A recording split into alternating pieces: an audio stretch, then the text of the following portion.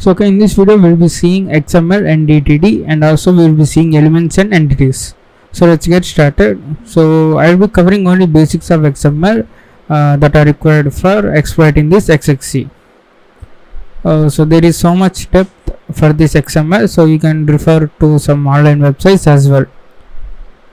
So this XML is called extensible markup language, similar to HTML markup language.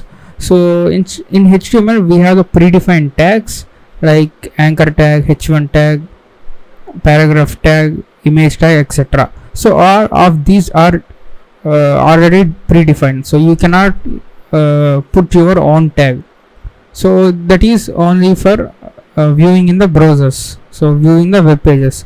So this XML is called extensible markup language, allows you to determine your own tags and own values in them. So this XML is used for storing data and also for transporting the data. So from one web application to another web application. So if they are running on different frameworks, so you can, if you want to transport the data, so you can transport it with XML. So XML also can be used to store some tabular data or any other data as well. So let's see the syntax of this XML. So it starts with less than, question mark, and XML, and this closes with question mark, greater than. So in this we need to specify some attributes. First one is version, so we will be using the version 1.0, and second one we are going to use is encoding. Encoding is equals to UTF-8. so by default we take the UTF-8. so these two are the attributes we will be given to this one, and here the declaration of this XML has been completed. Now what we can do is we can start storing the data. Suppose let's say I want to store the student data. So let's say the main thing is student. So the opening tag and the closing tag. So the opening tag is similar to HTML and also closing tag. So here instead of the predefined tags, you will define your own tag. Suppose the student, store, ice creams, book, library, etc. So what you want to store the data, you will be putting this as a main root tag. So now if I put this forward slash, this will automatically complete my closing tag. So this is the root tag. So every XML document should contain only one root tag. And in the student I want to add some data. So let's say name of the student, let's say Nikhil, and you want to close this tag. So whenever the value has been inserted for this tag, it should be closed immediately. So let's add another one, roll number is 1, and now these two are the child tags for this root tag. So this is the root tag and these two are the child tags, and these two are siblings for each other. So name, roll number. So you cannot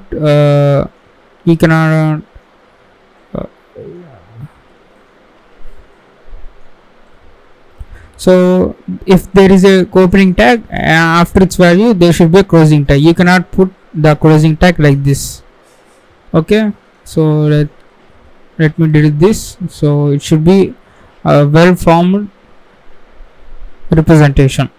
So this is the basic of this XML representation. So one thing you can do is you can view this in the browser. It will not be any formatted, or it will not have any styling. It will be showing in the plain text format.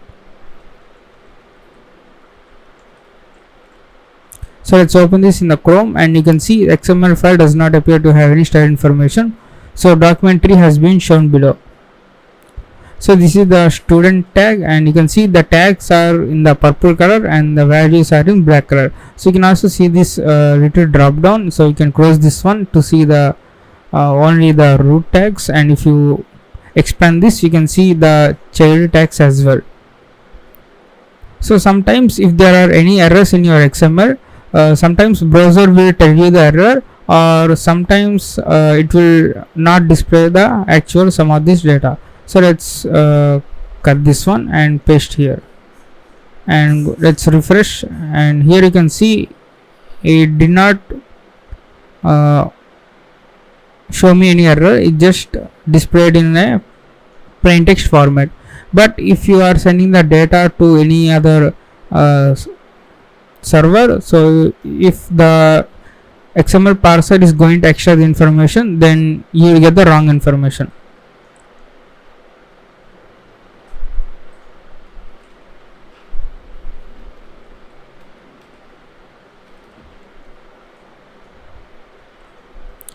So what we are going to do is, there should be no new line at the starting. So if I put the normal new line, and if I go and refresh this, and you can see error only at the start of the document. So this declaration should be only at the start of the document. No new lines or any other special character should not be allowed.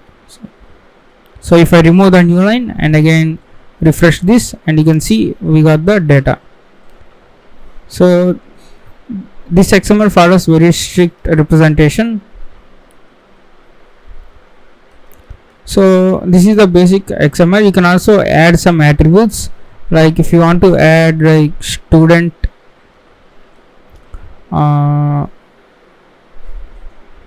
like year is equals to third or fourth, so whatever, you can add these attributes as well.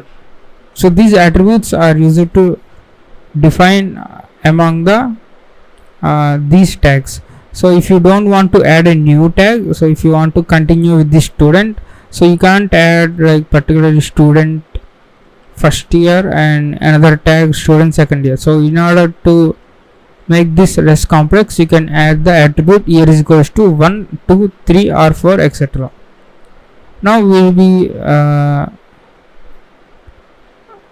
seeing how to validate this XML. So you can search for validate XML. So if you can go to this website, and you can copy all this content and paste here. So click on validate, and here you can see no errors were found. So I always prefer to validate online, because sometimes Chrome will not give you errors, and it will interpret the data incorrectly. Like it will show you most of the document, and it will skip this one tag where the error is. So that's why I always prefer to verify online.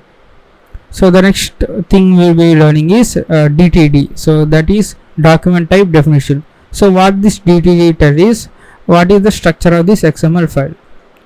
So let's the DTD starts with less than, not, doc type. So this is document type, and the ends with greater than. So in this, what we're going to do is, we need to define the structure of our XML file.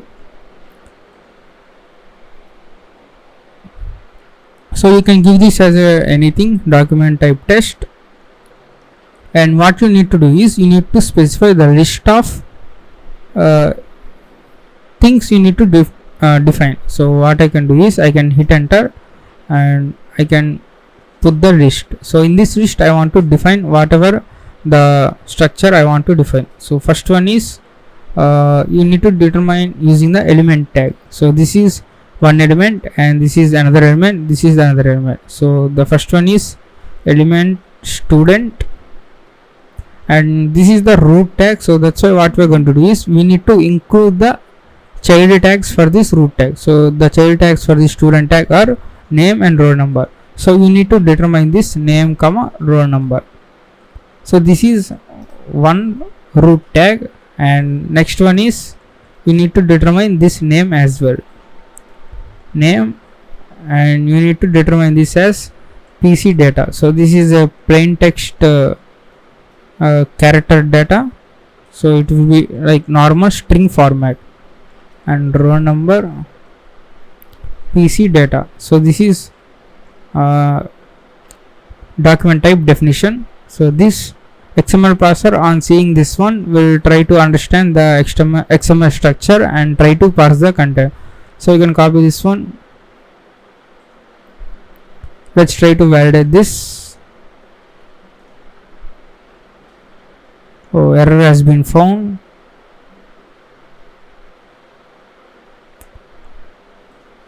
Okay, I think we need to change this one.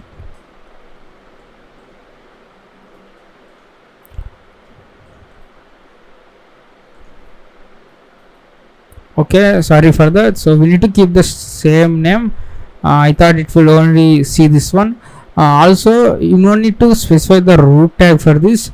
So from where you have like another tags here. So from which tag you want the XML parser to parse the content, or specify from that point the XML file follows. So if there is another tag here, student2, so you can change this to student2. So the XML parser will start parsing from that point onwards.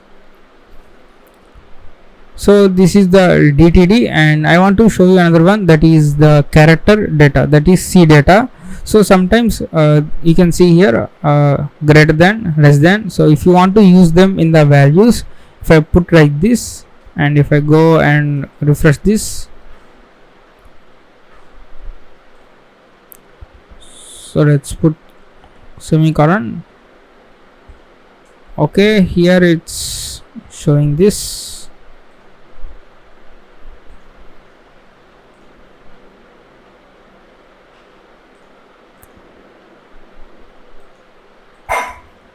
So let's first remove this. So sometimes since we are defining PC data, I don't think you need to specify something like special entities. So these are called entities. So what these entities are like variables. Suppose if you want to display the greater than symbol, so you can say ampersand less than. So this will determine the less than symbol. If I go and refresh this, so this is the correct way of determining the symbol. So let me delete this first one, and let's go and refresh this. So you will get this one. So let's go and change this to less than, and if I refresh this, invalid element name. So that's why you need to say ampersand LT, so that is stands for less than. So this is a good practice than using this PC data and specifying less than. So you can also specify greater than as well. So these are the entities. So these are the predefined entities. You can also make your own entity, that is called external entity. So before going to the entities, I mean external entities, I am going to show you the C data. So what you can do is you can specify C data. So whatever you write in this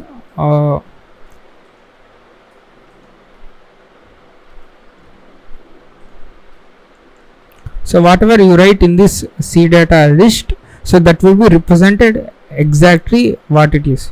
So like let's say not semicolon, less than, greater than, is equals to, etc.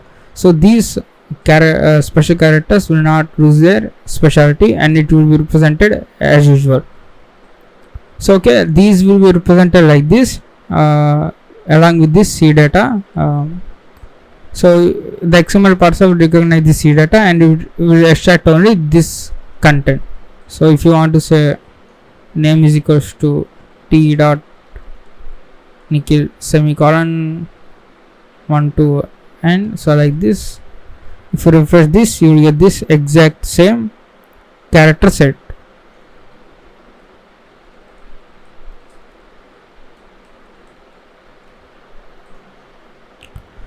So okay, this is the also called inline DTD. So we are defining the DTD in the same XML file.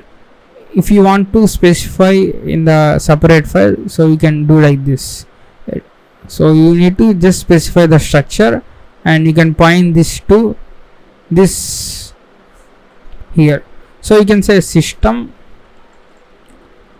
and the file student.dtd. So this will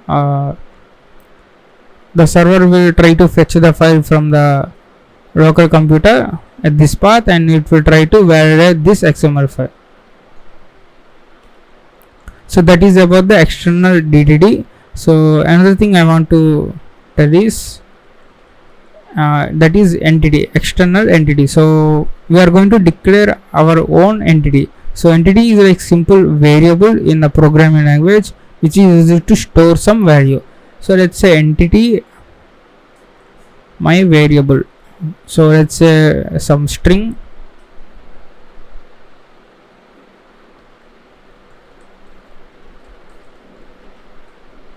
So this is my variable.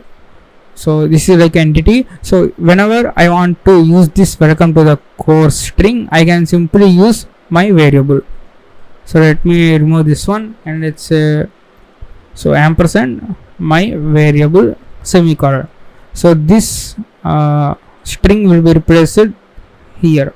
So if I go and refresh this, and you can see welcome to the course. So that is the value of usage of this entity. So they are similar to variables in programming language.